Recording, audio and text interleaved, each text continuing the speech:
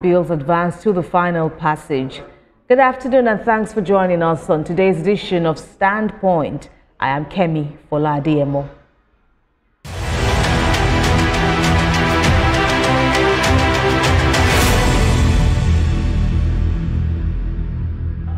In a new twist to the lingering clash between Senate President Godswill Akpabio and Kogi Central Senator Natasha Uduaghan over seat arrangement, the Senate has suspended Senator Uduaghan for 6 months over an alleged violation of Senate rules.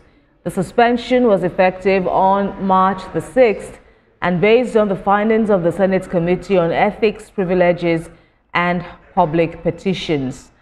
But this decision has sparked intense scrutiny as critics raise previous court judgments on similar suspensions, saying the Senate doesn't have the power to suspend any of its members for more than 14 legislative days, which translates to a maximum 5 weeks.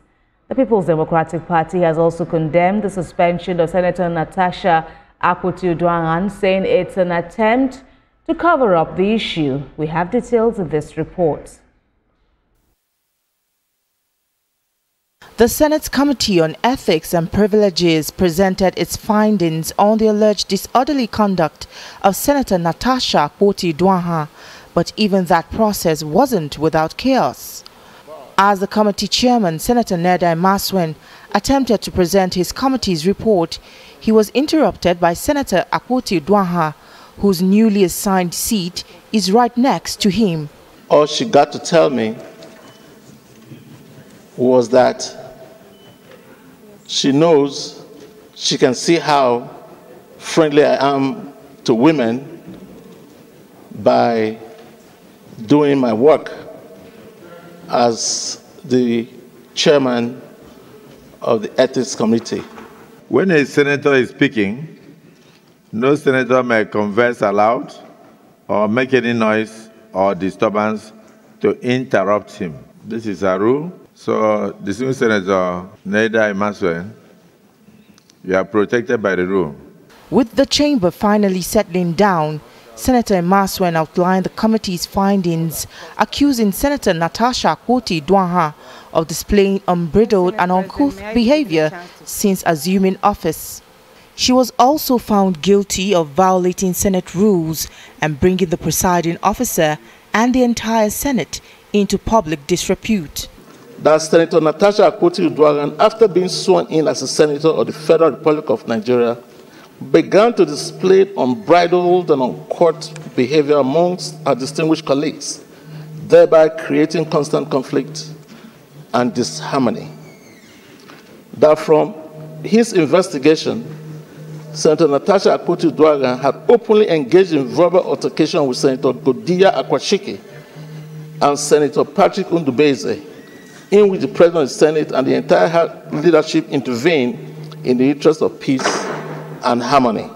Her colleagues also publicly expressed deep disappointment, condemning her behavior, which they insist has tarnished the image of the Senate. All those who are served in the Senate or in the House of Representatives and who felt that their achievement should be measured by the number or the volume of content they created on the social media, who felt their achievement should be measured by the number of followers they had on social media, all those who felt grandstanding should be the order of the day. I'm sure you can begin to name them in both houses. Where are they today? The Senate upheld the committee's recommendations, approving a 6-month suspension, barring her and her staff from entering the National Assembly and stripping her of all privileges, including security details. However, in a rare show of leniency, the Senate exempted her aides from the stoppage of salaries and also gave a caveat for a possible reduction of her suspension if she tenders a written apology. If they are not allowed to come within the vicinity of the National Assembly because they are here only at our instance, but that their salaries should be spared. Those who are in support of the amendment, that the salaries of the aides be spared, say aye. Aye. And those who feel that their salaries should also be withheld by the Clerk of National Assembly say nay. The ayes have it. Injustice will not be sustained. The pursuit for justice. But Senator Natasha remains defiant, rejecting the suspension and vowing to fight back. As she walks out of the chamber, her colleagues hope that time away from the Senate will allow her to study the Red Book, which is the rule book of the Senate, and better understand the legislative conduct expected of a lawmaker. TVC News, Abuja. Joining me now from our Abuja studio to give more insight on this is Honorable Cletus Obun. He is the former chairman of the Action Congress of Nigeria in Cross River State. Thanks a lot, Honorable Obun, for joining us on Political Standpoint on TVC News. What do you make of this turn of events at the Senate? Well, let me say to Nigerians that our democracy is metamorphosing, and this is the true test of democracy, that the majority will have their way and the minority will have their say. What is playing out in the Senate is a complete undermining of the principles of plural democracy by a select few who decide to dramatize their rights. It is within the right and purview of all legislators to aspire to come to the office, but what they become thereafter is a matter of privilege provided by their colleagues on the chambers. There has been a circus show in the last 1 week about what happened, especially culminating in the suspension of the senator you mentioned. But let me say that attention has been taken away from the main issue. From all the discussions you have had, nobody has undermined the fact of the allegations she made. Those allegations only came in when the issue of changing of seat, a regular and routine activity within the purview of the presiding officer of the National Assembly. Therefore, the issue of sexual harassment does not arise at all. It was never the issue. It has never been mentioned. As a matter of fact, what Nigerians must know from today is that once a matter under Section 60 of the Nigerian Constitution, not the Act of the National Assembly, the Nigerian Constitution, Section 60, the Senate and the National Assembly, and indeed all legislative houses in Nigeria, are to self-regulate themselves. The right to make those rules are enshrined in the Constitution. Until you amend that section of the Constitution, whatever rules that any chamber of the National Assembly makes, in this case the Senate, are binding on all members. So when the rules are violated and the appropriate sanctions are delivered, it becomes an aberration. It becomes diversionary to introduce any other topic, to introduce any other allegation, which are criminal in nature. And the rules of the House indicate that once a matter that is within the legislative competence, legislative jurisdiction of the Assembly is under deliberation, no court in Nigeria shall interfere.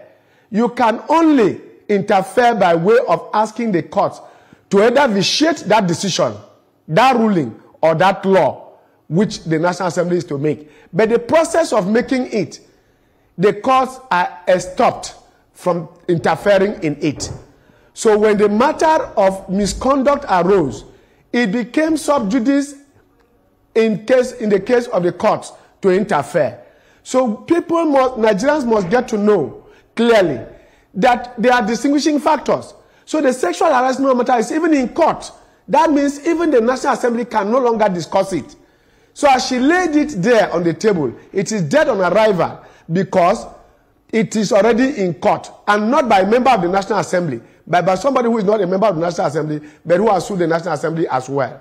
So in that case, that matter cannot be discussed by the Senate of the Nigerian Senate as it stands today. So what is at issue is the issue of misconduct, disobedience to rules, and which all senators, all without exception, the committee members, including the chairman, House Committee on Women Affairs, Senator Ireti Kingibe, And of course, even the minority leader who sat in session that day, nothing, no vote. No vote didn't come in her favor, in the favor of the senator. So the issue of misconduct should not be swept under the carpet because somebody's emotions are hot. I know, as Shakespeare has put it, that hell knows no fury than a woman scorned. A woman has felt scorned as she feels the roof must come down. It is within her right to be angry. It is her right to ventilate her anger, either by law or on the floor. But that must follow procedure and all the rules. Nobody is exempted on account of gender. This is Women's Day. And some people have gone to social media to say that I said elsewhere that women should have their mental stability test before assuming office. I said all public officers must undergo this test when you see this type of conduct in a hallowed chamber like the Senate of the Nigerian Senate, the Nigerian Senate. And that somebody now believes that a shouting match on the floor of the House is part of the legislative duties. If the others now feel that, yes, you have a right to shout, but we have a right to also sanction you. Why do you think that your right is sacrosanct and overrides other people's rights? Some people in a group, in a platform, in a Senate for that matter, that makes laws for Nigeria. If you can't obey your laws, your own rules, why do you want to make laws for the entire country? How can you make laws for the good governance of the country when you are lawless? This is exactly where we are. It is the lawlessness that is at issue, never the allegations. Those allegations are an afterthought, diversionary, and completely amusing, intending to engage in the melodrama that is playing out today. The courts will take a decision on that. Absolutely. But on the matter of misconduct, the Senate is right, the Senate is correct, and the introduction of emotions into the matter should definitely not sway Nigerians into believing that somebody is being undermined or that there's suppression or repression on account of gender. This is not the first woman in the Nigerian Senate.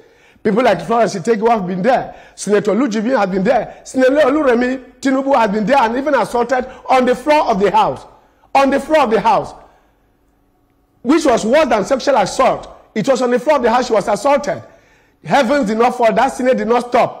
We didn't even see a court case on that matter. The Senate within itself ruled and contained itself. Why is this one different? In any case, like we said, the senator involved has a right to ventilate her anger, but must do so within the procedure and laws to a chamber she swore an oath to uphold. And as making laws for Nigerians, she must obey the very rules that govern her procedure for making the laws. So it is unfortunate that Nigerians are now discussing the allegations and leaving the major issue of misconduct, that our own Senate should not be undermined and make us look like a banana republic.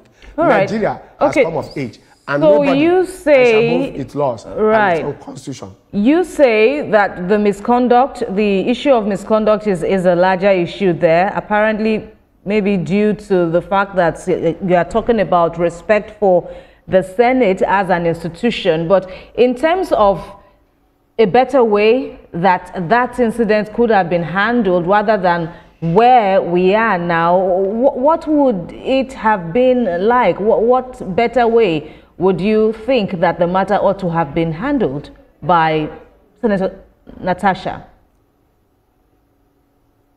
Yes, I think Senator Natasha's outburst, given her age and her temperament, it is her nature to be so. And I think that is why most of the time you are asked to have consultants and psychologists some of the time, especially when you know your own weakness. And she would have been better off if she had listened to those elders and those senior legislators who have been in that place. Ranking senators ran to her. If you watch the footages of what played out on the Senate, everybody ran to her. If as humans, you do not have a man in your life, you do not have a woman in your life, you don't have a person in your life that says to you, stop, and you stop. If you don't have such a person in your life, you are as good as dead. Because of all of us humans and in our conduct, there is a time and there's a place, and there is a voice that must call you to stop in the height of your own madness, in the height of your own anger. To be angry is not in itself a vice. It is human. You cannot say no human should not be angry. She has a right to be angry. But she also has a right, having risen to this point in her life, she should not be able to learn the art of self-control in public space. If she's angry in the kitchen, if she's angry in the bedroom, if she's angry in her parlor, even at that, looking at her children, she should be able to say, for the sake of my children, I won't do this, I won't go beyond this. But on the floor of the house and in the public space, getting this angry, and to the point where you listen to no other person.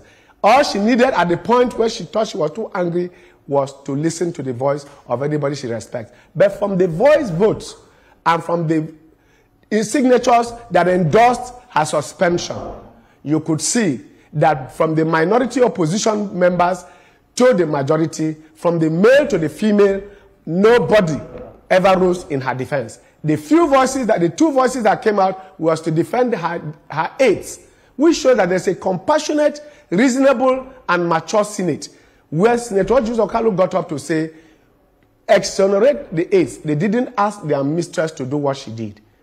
And of course, when Senator Uduaghan tried to talk about her aides, the privileges she gets as this thing should be withdrawn. Because once you are withdrawn as a senator, you cease to enjoy the privileges. Since you want to enjoy the privileges and the rights, you must conduct yourself within the ambit. In any case, one of the resolutions was to the effect that she should no longer parade herself as a senator. So as well will she be keeping security aides. As an individual, she has a limit to which she can do, but being a public officer, she remains accountable, especially to the institution to which she swore her oath of allegiance, to the country and to the office she holds. So to that extent, having violated them, in other climes, she should have simply resigned or get expelled. It is not the first time we have seen that in our history in the world. Nigeria is a member of the International Parliamentary Union, and she went to Switzerland to attend one of the meetings. One of the privileges that you don't accept is that you can be expelled. Australia has done it. US even sent out their own senator who misbehaved recently against Trump. He was thrown out of the place. And in this case, in Nigeria, this is also happening. Luckily, it happened on the day some British or European parliamentarians were in chambers when the Senate president read his rebuttal. And at that point, it became clear that we have a very mature Senate. Otherwise, what they gave to her would have been an expulsion and not a suspension. She deserved an expulsion because she has not shown the temperament and mien that she can sit at the highest level of our lawmaking body in this country. This is exactly what should have happened. And that is the issue that should be at discourse. And of course, by the time the court finish, and this is the point I made before, and I will repeat it here, that it should not be enough to say you make allegations. It should also come to the point where those who make the allegations that are seen to be false, known to be false, especially from the court, those persons should also receive the maximum punishment for false allegations. So we need to get Nigeria right, and the issue of misconduct in the highest decision lawmaking body of our country should not be swept under the carpet and should not be treated with levity, and nobody should give a smiling face to that on the basis of gender. Gender does not take you. In fact, there is no qualification. One of the qualifications for going to the Nigerian Senate is not that you must be a woman or a man. It is only age that determines that. And once you enter there, like Senator Uduaghan said, you are a man and a woman at once. You are dealing with persons. You are not dealing with gender. The gender sensitivity, today is World Women's Day. As I speak to you, I have even had to tell my own children. In fact, as I speak, I have to bring them from school to come and watch this program to show that I am not against women, but women should not use and weaponize womanhood. Womanhood should not be weaponized against men. The whole idea is that we come from a society that is patriarchal and therefore masculine. And therefore to encourage inclusiveness, knowing the usefulness of women, is what the world tried to do, because most cultures in the world are united against women. And it is to liberate the women and to take them out of that cesspool that the world came together in sometime in 1995 or 85 to do the Beijing conference and do the affirmative action. To that extent, we have a duty to protect it. And like I said, 4 of my female children are here to watch this video to say to them that it is not your gender that makes you who you are. It is your conduct, your character, your intellect, and your integrity that makes you who you are, never your gender. And we should never weaponize it against Allow me to come in now, Honorable Obon. It's a sign of weakness. Right. Some of the knocks that the Senate has received, as a fallout from the proceedings of this week have been the issue of Senator Natasha going on to court, securing a court order, stopping the Ethics Committee from taking further action, which apparently the Senate disobeyed, and ended with the slamming on her a 6-month suspension, in addition to other punishments that were meted on Senator Natasha. To what extent do you agree with the outcry that the Senate overreached itself? Now, let me say this, and this is a point of information for which we must have to create a platform and forum for educating Nigerians about legislative procedures and legislative rules. Because the legislature has been absent from the Nigerian political scene due to the interregnum of military interventions, created by military interventions. So Nigeria is very unfamiliar with the parliament, and so parliament has become more of an irritant, and rather than a cooperative and a representative forum for citizens. Under the legislative rules, any matter that is before the parliament for deliberation, look at this for instance, a parliament is about to pass a budget, the tax reforms are about to be passed, and then somebody goes to court and say that he suspects and contents of the act are going to affect his business, and therefore the legislature should not deliberate on anything about the tax reforms. What that means is that even other favorable act sections of the tax reforms should be quashed on account of that court order. That is why the scribers of our laws envisaged this and made the caveat that any matter within legislative jurisdiction of a particular parliament, once it is tabled for deliberation, only the outcome of that law can be challenged in court. But once that decision is taken to take action, that cannot be. In any case, the so-called court order you are talking about, I don't know if you have a copy, I have a hard copy. What it says, what the court ordered, was to the effect that the Senate should come and show why an injunction should not be slammed on them, preventing them from investigating Senator Natasha. This was what the court said. Come and show why we should not give an injunction. They never gave any injunction. Please read it. It is within the public, it is within the social media. It was an order asking the parliament to come and show why it should not have an injunction. There was no injunction. So when people misconstrue this without even reading the documents, it becomes very confusing, it becomes very childish, it becomes very juvenile and very vexatious. Because clearly, you do not know what the content of that order was. So those who are saying that it was an order, please, I want them to give you a copy and read it and show. Either the first paragraph, third or fourth line, you will see there. To come and show, this court orders the Senate to come and show cause why it should not be stopped from investigating Natasha. That was what he said. And at that point they were making it, the matter was already before the parliament and referred to the ethics committee. It was not even about the conduct. It was about the sexual harassment. But because she envisaged that they were going to punish her, she now diverted attention to the issue of her own harassment. Luckily for the Senate, somebody else, the Senate president's wife, who felt that the family has been sufficiently harassed, went to court to challenge it. Having done so about the sexual harassment case, even your station, even the media discussing it becomes offensive, it becomes sub judice. We can no longer even discuss the issue of sexual harassment. What we are discussing here is the misconduct of somebody whose constituents voted her to go and make laws for their good governance and for the betterment of their condition, only for her to go and be looking for the choicest seats in the Nigerian Senate. There are enough seats in her house. There are enough seats in Kogi Central for her to sit. She didn't go to the Senate to look for the comfort of a seat. So, to that extent, this is where the issue is. So those who are clamoring and shouting about the disobedience to court order did not read the order, the so-called order they are talking about. And the judge was very careful. That's why he didn't give any order, because he was aware, or she was aware, the judge was aware that that matter was already was for deliberation within the House. And at that time they brought it to her, it would have been also against the law. And I've made it clear that the courts can make laws just like the parliament can pass judgments, can issue warrants of arrest. It's in our constitution. It's not a matter for conjecture. It is stated in black and white in our constitution that a National Assembly can, or a state assembly for that matter, any parliament which feels that within its own laws, within its own powers to make laws, anybody has flaunted the law in Nigeria, that person can be summoned. If he's summoned and does not appear, that person can have a warrant of arrest issued on the person from the parliament. That is the duty of a court to do.